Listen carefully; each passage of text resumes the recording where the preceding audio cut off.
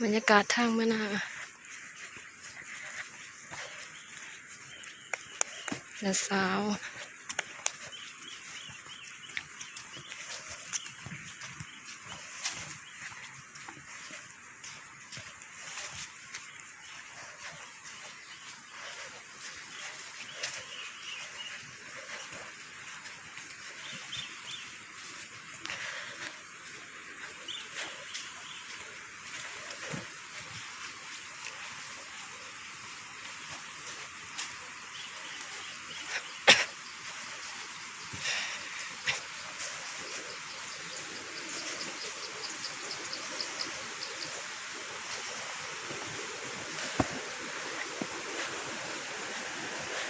อันนี้ก็เป็น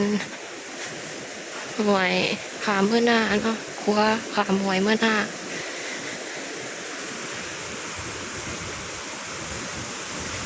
ชื่อว่าหวยเป็นครัวขามหวยแกงกี่เนาะทางเมื่อหน้าทางเช้าใหญ่หรือประมาณนี้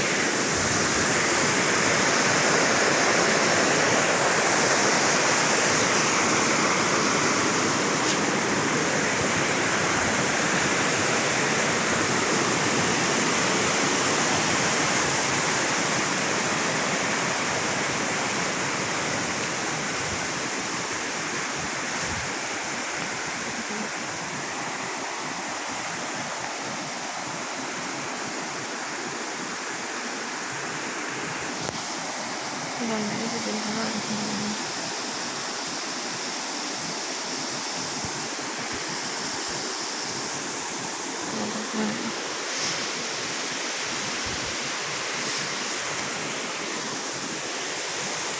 ปะย่างทางเป็นสั้นแห้ง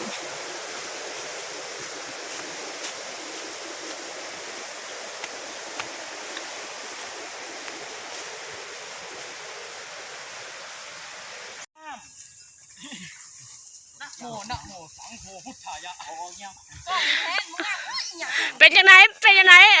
ไงทีมงานบอกความรู้สึกเบื้องตอนนี้สบายขอสมีงามเลยว่าเจ้ามัวที่สุดที่เคยเห็นมา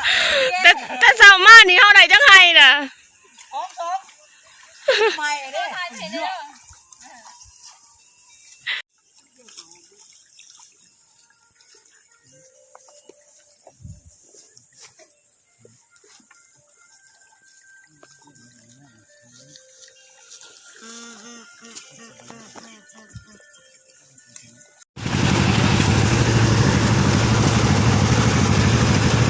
ทีมงานฟันเขาเนาะ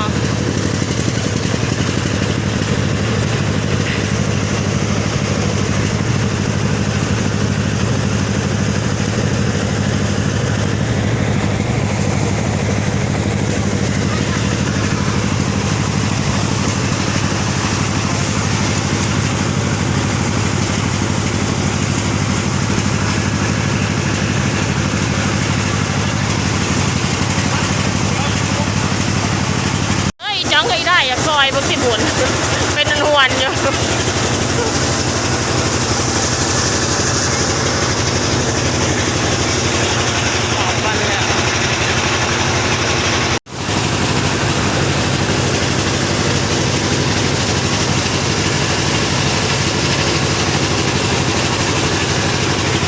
หลังจากปั่นเขาแล้วกินเขากินได้ไหมไปพอแล้วนี่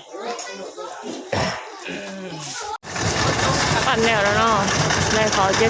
2เนี่ยมาทวนร่วมตัวนี้เนาะ